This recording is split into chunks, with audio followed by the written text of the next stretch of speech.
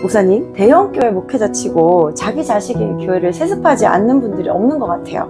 어릴 때부터 해외 유학은 기본이고 방학 때는 전도사 활동 좀 하다가 해외 신대원 학위 따서 한국 들어오면 시기를 보다가 바로 담임 목사로 세습되는 수순을 밟아요. 이거 완전 재벌들의 경영권 상속 아닌가요? 아휴, 글쎄 나는 뭐 자식이 없어가지고 물려줄 사람이 없어가지고 참 안타까운 일이요.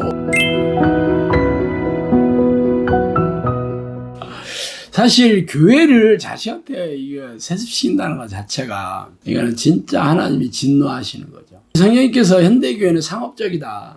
타락한 목회자들이 세상에 너무 많다. 목회자들이 살찐 양만 쫓아다닌다. 그런 얘기는 다 뭐겠어요. 전부 교회를 무슨 종교 사업장으로 알기 때문에 그런 거죠. 피땀 흘려가지고 대형교회를 이뤄냈는데 전혀 나하고 상관없는 사람한테 물려준다는 거, 넘겨준다는 게 너무 아쉽겠지. 그러다 보니까 자기 자식한테 뭐 이런 이유 저런 이유 뭐 교인들이 원하기 때문에 뭐 어쩌고 저쩌고 뭐 그런 핑계를 대고 합리화를 해가지고 교회를 세습해서 넘겨주는데 이거는 진짜 해서는 안 될 일입니다. 이건 하나님의 진노를 사는 거예요. 사실 제가 평신도 시절에 10년 이상 다녔던 교회도 자기 자녀에게 물려줬는데 제가 그때 중고등부 교사를 했을 때 이미 자식을 미국에 보내가지고 전도사 타이틀을 붙여서 전도사 월급을 다 줬어요. 그리고 방학 때 되면 설교 한번 하는 거예요. 진짜 짜고 치는 고수였죠. 그러더니 나중에 학위 마치고 오더만 하나는 큰아들한테는 그 교회 물려주고 또 교회 하나 져가지고 둘째 아들 이런 일들이 비일비재합니다. 교회 세습은 하나님께서 아주 진노하시는 일이고 절대로 해서는 안 되는데 우리나라 교회는 참 거꾸로 가고 있죠. 그러니까 하나님께서 한국 교회를 떠나셨죠. 성령의 능력도 없고 전부 무능하고 무기력하게 살고 이것을 말려서 되겠어요? 명성이 자자한 어느 교회에 뭐라고 얘기해? 우리 교인들이 원해서 한다는데 뭐 우리 교인들이 원하는데 왜 딴 사람이 와서 뭐 대추나라 감나냐 하는 식이에요. 우리 교인이 원하는 거래. 담임 목사가 우리 교회는 하나님이 주인이시다. 그런 기조로 했으면 우리 교회 교인들이 원합니다. 그런 얘기 하겠어. 물론 뭐 그 교회도 뭐 한때는 우리 아들한테 절대 안 물려준다 하고 뭐 얘기를 했다가 나중에 뒤집었다 하대. 물론 뭐 거기 교인들이 원해서 한다니까 할 말은 없겠지만 심판대 앞에 서면 하나님의 어떤 징벌을 하실지 불보듯 화난 일입니다.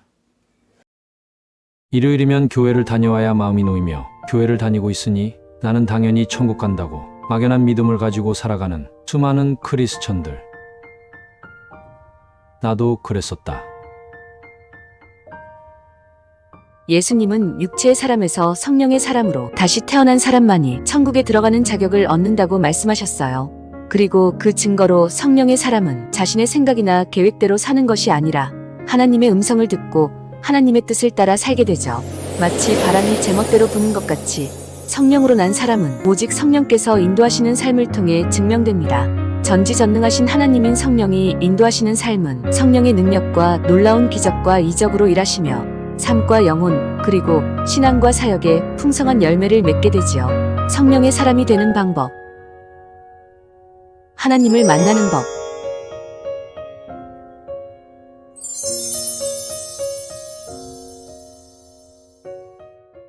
목사님, 교회 부동산 전문 사이트 기독정보넷, 기독나라 등에는 수많은 교회 매물들이 올라와요.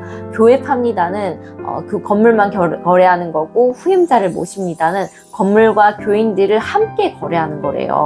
그런데 계시록 18장 13절에 보면은 하나님의 진노를 사는 바벨론이 사고 파는 상품 중에 사람의 영혼이 있어요. 이것은 하나님 앞에서 정말 두려워해야 할 일이 아닐까요?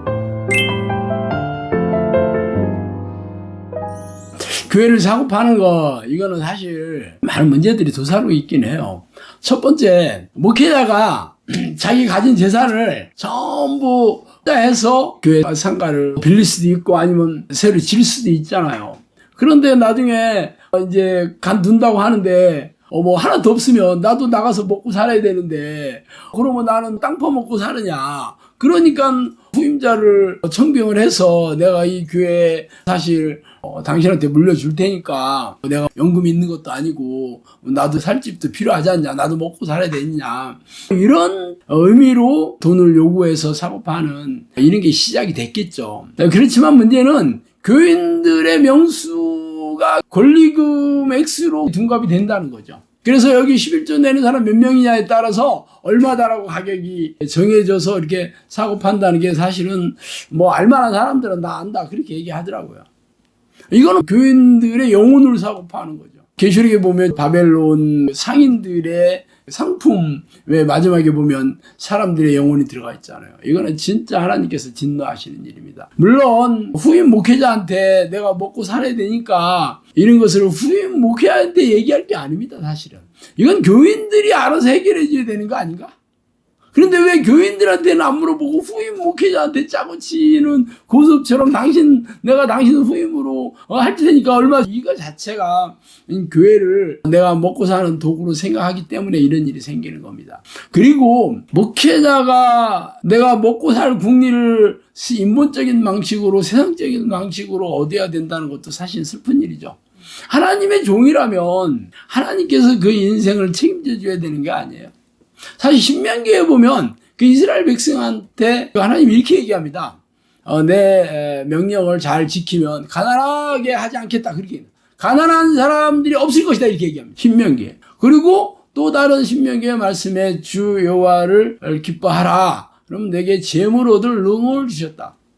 라고 또 얘기를 해요. 그런데 하나님의 종들이 이렇게 먹고 살 수가 없어서 어떻게 보면 막 구걸하다시피 어떻게 보면 이렇게 세상적이고 세속적인 방법을 동원해서 먹고 살아야 된다는 게 슬프지 않습니까? 이거는 하나님께서 인도하시고 챙겨주시고 이끄시는 종이 아니기 때문에 그렇습니다. 현대교회는 목회자들도 늘 기도와 말씀으로 성령의 인도하심을 받는 목회를 하는 게 아니고 전부 세상적이고 인본적인 종교적인 그런 목회를 하다 보니까 결국은 이런 사단이 생기는 거죠.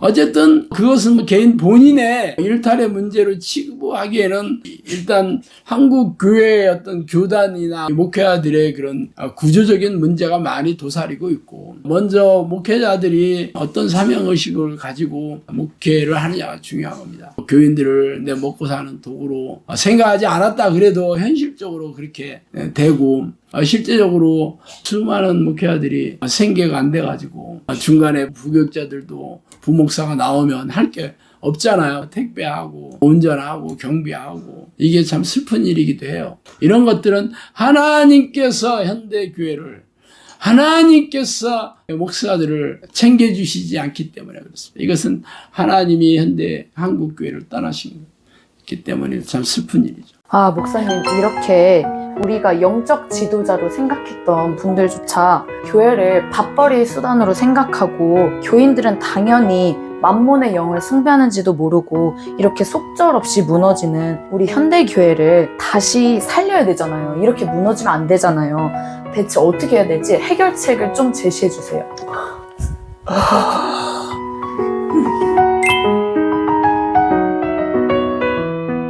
현대교회가 문제가 뭐냐면 초대교회 성령의 역사는 초대교회에 끝났다 이렇게 가르치고, 지금은 성경이 완성된 시대이기 때문에 더 이상 기적이나 이적이나 성령의 능력으로 귀신을 쫓아내고 병을 고치는 이런 기적을 기대하는 것은 위험한 일이다. 그런 건 더 이상 필요 없다. 지금은 와서 주일 예배 잘 드리고 봉사 잘하고 11조 잘 내고 교회에서 시키는 대로 사람들을 전도해서 데려다 놓고 하면 잘하는 것이다. 이렇게 가르치기 때문에 사람들이 하나님을 만나는 영적인 교인들이 되지 않고 세속적이고 종교적인 교인이 되기 때문입니다. 결국 초대교회처럼 성령이 내주하는 기도를 통해서 하나님과 동행하는 삶, 성령이 내주하는 영적 습관을 들이는 길 외에는 없습니다. 그 외에는 전부 종교적인 교인이나 세속적인 교인 외에는 될 수가 없어요. 다 전부 이런 사람을 만듭니다. 그래서 영성학교는 오직 기도와 말씀으로 하나님을 만나는 영적 습관을 들이는 거잖아요. 그래서 처음부터 어떤 문제든지 어떤 질병이든 어떤 고질병이든지 이 기도를 하면 하나님께서 문제 해결해 준다라고 제가 선포를 하고 이 영상학교 사역을 시작한 10년이 됐습니다. 영상학교 온 사람들이 대부분 교회에서 1등 신자였어요. 근데 인생이 다 망하고 병이 안 고쳐지고 사업은 다 망하고 가정은 다 깨지고 이래서 찾아온 거거든요. 그래서 이 하나님을 부르는 기도, 성령이 되지 않은 기도 훈련을 하면서 하나님께서 가정도 만져주시고 육체도 고쳐주시고 삶도 회복시켜 주셔서 그들이 진짜 하나님의 백성은 하나님께서 돌봐주셔야 되는 거 아니겠어요? 이것을 체험하게 되는 겁니다. 근데 현대교회는 새벽기도 나와서 한 5분 기도하면 기도 열심히 하는 걸로 박수 쳐주고 있으니 하나님과 교제하는 영적 습관 알지도 못해요. 그런 거 관심도 없습니다. 그렇기 때문에 현대교회 성령이 다 떠나고 교회가 무너지고 이렇게 속절없이 쇠잔해 가고 있잖아요. 지금이라도 기도와 말씀으로 하루 종일 하나님의 이름을 부르고 성령이 내주하는 기도 습관, 날마다 말씀을 묵상하고 말씀을 통해서 성령이 주시는 깨달음을 가슴에 새겨서 삶에 적용한다면 그 말씀이 곧 하나님 아니에요. 하나님의 전지전능한 능력을 살면서 우리가 경험해야 되는 거 아니에요. 체험이 없는 신앙은 죽은 신앙이라고 그랬습니다. 그래서 성령의 능력을 체험하지 못한다는 것은 성령이 안 계시다는 거예요. 하나님의 나라는 우리가 죽어서 예수님께서 건설하신 것이가 아니고 우리 안에 성령님이 들어오셔서 통치하시고 다스리시면 우리 안에 천국이 이루어지는 거잖아요. 이 땅에서 천국을 누리는 자들이 영원한 천국에 살게 되는 거예요. 근데 이 땅에서 천국을 누리지 못하고 늘 사는 게 고단하고 바쁘고 늘 하는 일마다 안 된다. 이런 사람들은 당연히 천국에 갈 수도 없습니다. 근데 이런 걸 너무 교회에서 잘못 가르치고 비성경적인 것에 종교적인 것으로 교단 신학자들의 주장으로 덮어버려서 이렇게 한국 교회가 무너지고 전 세계의 교회들이 다 힘을 잃어가고 있습니다. 500년 전에 종교 개혁을 일으켰던 유럽의 교회가 지금 전부 사라진 이유가 왜 그렇겠어요? 기도와 말씀으로 성령과 동행하는 영적 습관을 들이지 않았기 때문에 이런 일이 생기는 겁니다. 지금이라도 늦지 않았습니다. 지금이라도 우리가 성경대로 살아오지 않았던 것을 철저하게 회개하고 이제부터라도 기도와 말씀으로 성령과 동행하는 기도의 습관, 말씀의 습관, 영적 습관을 들이면 성경에서 약속한 모든 축복을 누리고 이 땅에서 기쁘고 즐겁게 살다가 영원한 천국에 들어갈 겁니다.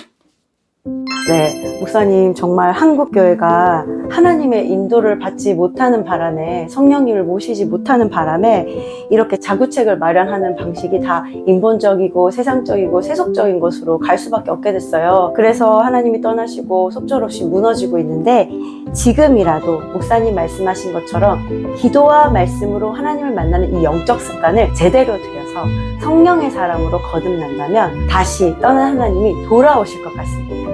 네, 감사합니다.